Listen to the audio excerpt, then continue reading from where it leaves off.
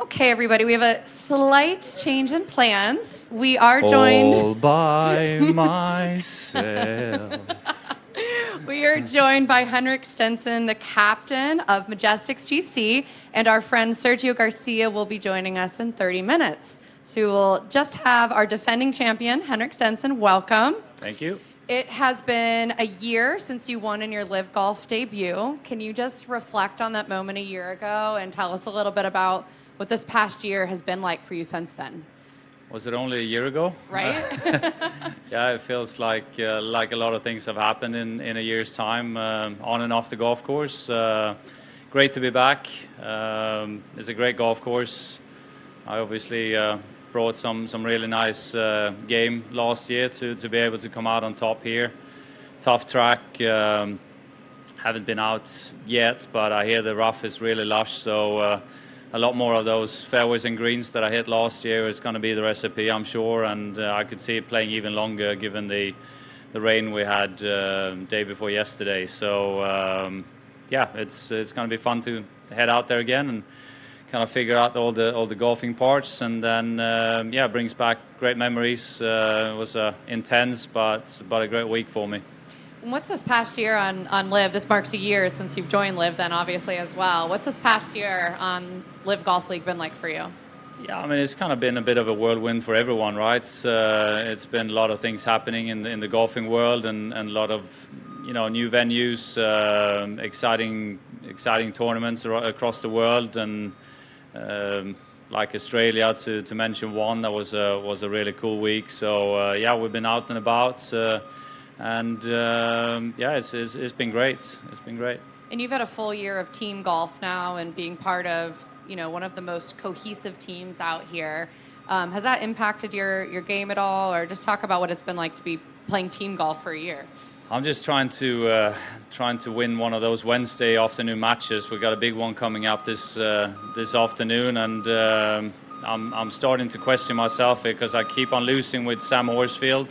I've kept on losing with Laurie, so you know, I guess it's me, because Poulter and Westwood seems to come out on top every Wednesday. Never mind that I managed to beat them quite a few times on, you know, on the regular week afterwards. But no, it's been a lot of fun traveling with the guys, and we're a tight group of players and team members. So we're enjoying the team aspect, and we just need to step it up a little bit as well. We haven't had a solid season really, even though we've been trending in the right direction as of late. So it'd be nice to follow up last year's podium with another one here this week for the team. As a follow-up to that, the Majestics came in second place at Bedminster last year, and that was your best. Sorry, it's so loud. That was Majestics' best LIV Golf finish to date. You guys are currently in 10th place in the season-long standings. Oh. I know. At this point, it's mathematically impossible to get into 4th in order to get that first week bye. So you guys are playing Friday of Miami. Is this... What's going through your mind week in, week out from a team perspective, and how are you guys preparing for Miami? Because now you guys have got to play 3 solid rounds to make it to the end.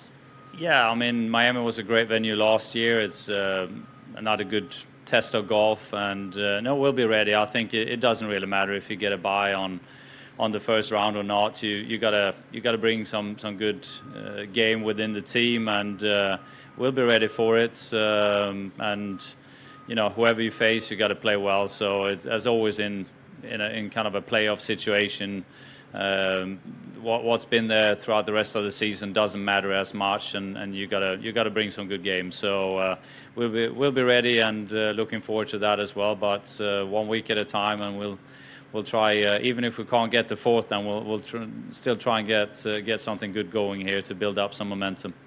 Last question from me. I can't have you up here without talking about Bryson's historic 58. Bryson, who? Yeah.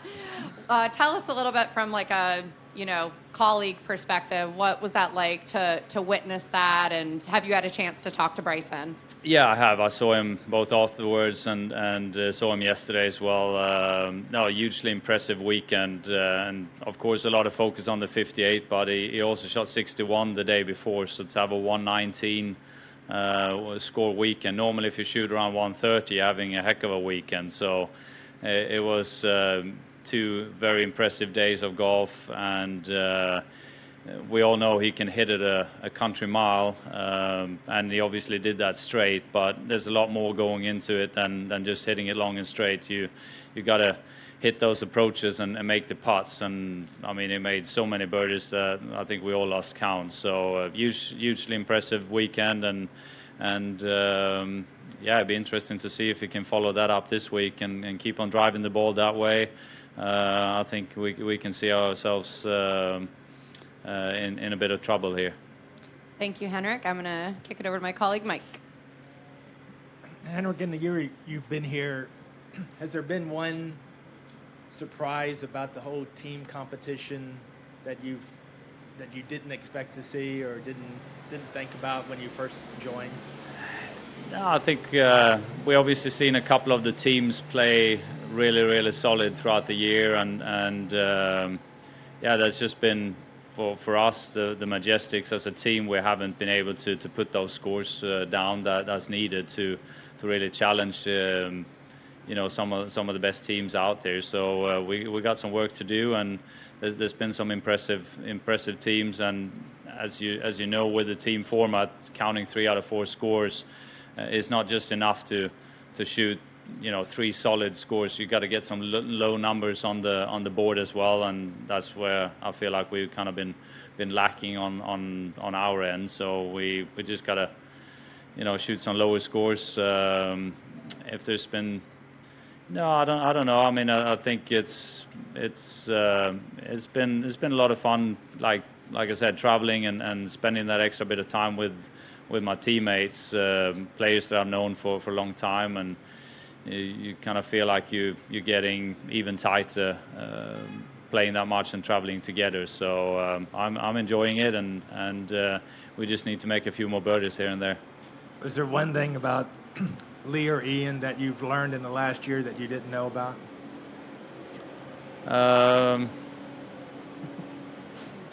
No, I don't know if there's one thing. I'm sure there's multiple things.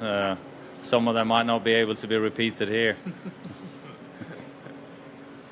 And I did want to ask you, who do you actually consider the team to beat? Because the 4 aces are at the top, but Torque's won 4 times this year. Is there one team over the other that you think, well, that's the team to beat? No, but I mean, I'd pick one of them too. Yeah, it's a tough choice between them, but they both played really well and really solid this year. So yeah, it'd be interesting to see if any of the other teams can bring them down in Miami. And on Sunday, I think you played with G-Mac and Patrick. Yeah. Is there any Ryder Cup talk since it's coming up next month? No, not really. I think we all kind of focus on where we're at, and we'll see.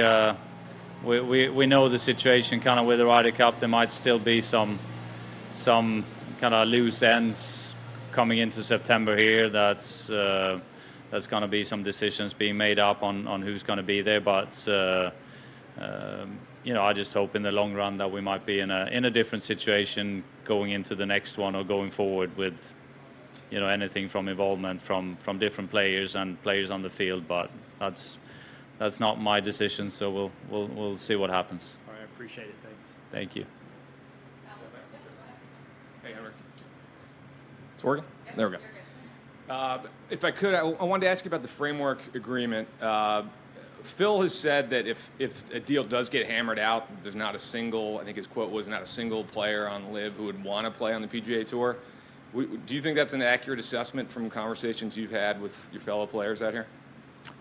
Well, I think it's so early. We don't know how this agreement would look to start with. But if I'm kind of stepping away from the overall like combined new all the things that would be set up to kind of work out and regulate. Just looking at a separate kind of playing side of things, we don't know if anything would change in the regulations on how many tournaments you should play, whether that's be in Europe, whether that's be on the PGA Tour, and everything. So I mean, for me personally, if I got 14 LIV events, I got the Open Championship, I might play 1 or 2 other tournaments. You know, I'm not looking to add another 15 PGA Tour events, even if I could. So it's kind of hard to comment on that one if I don't know what I'm going to comment on. So for me personally, if it's still to play 15 PGA Tour events, I wouldn't be interested in adding 15 more to my schedule at this point. I've played my busiest years kind of in the throughout my career. I've probably played close to 30 tournaments. For the most part, it's been about 25-ish, 23, 25 on a worldwide schedule. And if I already got 15, I'm not looking to add another 15 at age 47. So, but I'm not gonna answer for the other guys. I can only answer for myself. Okay. And unrelated topic, when's the last time you've done a solo press conference like this? Normally when you win, you do a solo press conference. But I might have had the team with me, because we were on the podium last year as well. So no, it might have been a little while. I don't keep track of the single and the team press conferences. Do you like the dynamic of doing press conferences with your fellow teammates, or do you kind of like having the mic to yourself once in a while? Yeah, it works both ways. Not really. Yeah, I don't really care. It's fine either or. I think dynamically you might get more out of it being more. If someone's really boring like myself, it might get a little. Can you just state your name and outlet you're with before? Yeah. Hey, Henrik, Adam Woodard with Golf Week here. In your year with LIV, how have you seen the league grow so far? And then what would you like to see changed about LIV going in the future? What improvements would you like to see made? Yeah, I mean, it's the one thing that strikes me is that we only really played just over a year. It feels like we've been going on for a lot longer. I don't know if that's been within the whole kind of intensity and everything that's been going on, but it feels like we've been playing golf on LIV a lot longer than just over a year. As with anything, there's always room for improvements. I mean, personally, when I look at my game, I'm always trying to make little improvements, and you analyze and you evaluate and so on, and that goes for LIV as well. Everyone in the hardworking team are looking into different ways to make it better. I don't know if I got something straight up to give you. Nothing that really comes to mind straight up, but there's nothing is perfect. There's always room for little improvements, and the day you sit down and you're totally happy with everything, that's when you kind of get run past by other players. So that goes for anything, right? Following up on the question from earlier, are there any PGA Tour or DP World Tour events that you miss playing now that you've been out here on LIV? Yeah, there's always going to be a few. I mean, I've been a touring professional since the early 2000s. I mean, 20 plus years. So you're always going to have a few favorite events. I mean, I lived in Dubai. I've had great success down in that part of the world. So yeah, of course, I'll miss playing in Dubai on the odd occasion, and being based in Florida. There's a couple of kind of home events around Orlando and near Orlando that you kind of miss, but. That's over the course of a career, you qualified for certain events and some that you have been in the past and now you're not in the future. I mean, I played Augusta for 15 years. I'm not qualified for the Masters the last couple, and of course you're going to miss not going there, but that's just the nature of the game and your rankings and so on. And like I said, we'll see if there's a day in the future where you can maybe get an invite to an event if the tournament wants to invite certain players on their sponsors in exemptions and invites. Maybe we can go back and play 1 or 2 of those events in the future. We'll see. Given how everything went down last year, would you have any interest in being involved in a Ryder Cup in the European side going forward?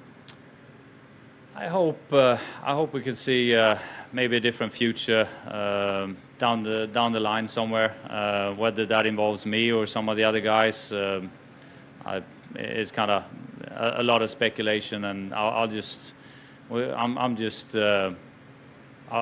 and see what happens. And if things change in the future, which I hope they will, we'll see if there's a time and a place for some of us to be involved going forward. Yeah.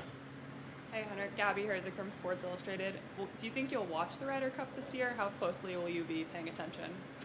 Yeah, I'll be.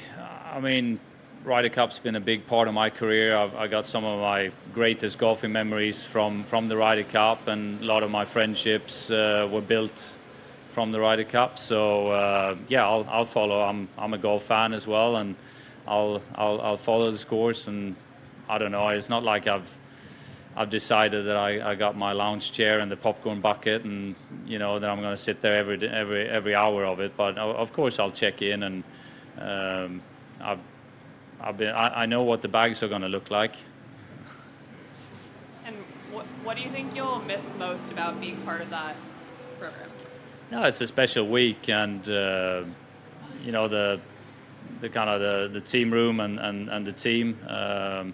That's something very special. So yeah, of course it'll be missed. Whether it comes from the situation that we found ourselves in, or just not being part of it. That's kind of, that goes both ways, right? If you've been part of something and then you're not part of it, there's certain aspects you're going to miss. But I'll follow and obviously support from a distance. And obviously the hot topic on the U.S. side right now is whether Justin Thomas should be a captain's pick or not. Just wondering if you have any opinions on whether Zach Johnson should pick him. No, I don't have any opinions on who's going to get picked on the U.S. side. I'm interested in hearing your thoughts, though. Undecided. Okay, that's very political. Are you Swedish or Swiss? No? Hi, I'm Greg Logan of NewEnglandGolf.com. I'm curious, how were you surprised or shocked when the PGA merger made the move to try and merge with LIV Golf? What was your reaction when you heard the news? Yeah, I was surprised as many with me. It was actually on the 6th of June, which is the Swedish National Day. So I was having some family time, and all of a sudden, someone showed me an Instagram post, and I went to pick up my two phones out of my friend's pram, where they'd been resting for a couple hours, and I had tons of messages and phone calls and all the rest. So I realized it was for real, and yeah, a lot of surprise. I thought it was always going to come down to sit down at some point. So I'd heard one or two rumors that there might have been a meeting going on or something, but yeah, I was surprised as well that it happened that kind of quickly, and it was all kept very quietly as well. So, but I think it's been good for the overall, for the world of golf to kind of calm down a little bit, and at this point it's hard to predict what's going to come out of it and how it's all going to look, but I think it's good at least to kind of sit down and try and find a way forward, yeah. And also, how shocking is it to you that this upstart organization, LIV Golf, after 1 year, forced the PGA to the bargaining table that fast? And what kind of impact has this league had on the game, do you think? No, it's obviously had a big impact, and as I tried to get across in an interview a couple of weeks ago, that unfortunately it all got kind of tangled up in a bit of a misunderstanding with the Ryder Cup and my part there. It was more of I just wish that those meetings and those discussions could have happened a year and a half, or 2 years ago, and hope. I believe that it would have been less messy in this last couple of years if those meetings could have taken place, and unfortunately one side rejected to sit down, and it took a lot longer, but it is what it is, and we look forward, not backwards now. And finally for me, just can you describe what this past year has been like for you and what you like best about the LIV Golf setup? Yeah, I think it's been quite a busy year, quite intense. But for me, when you're making decisions about your career, you can only make them from where you're at, your own position. And I'm 47 years old. I've been a touring professional for almost 25 years. Been a dual member both U.S. Tour and the European Tour, and I'm just super happy to have a 3-month off season where I can be home, rest, recuperate, and really feel fresh when I'm heading out into a new season. I feel like the intensity from kind of February up until the end of October is not a whole lot different for me than it has been. It might be one or two parts of there where you got a little bit of a longer break, but all in all, it's like when it's golf season, it's golf season. But I finally got an off season. That means a lot to me at this point in time. 47, 3 kids.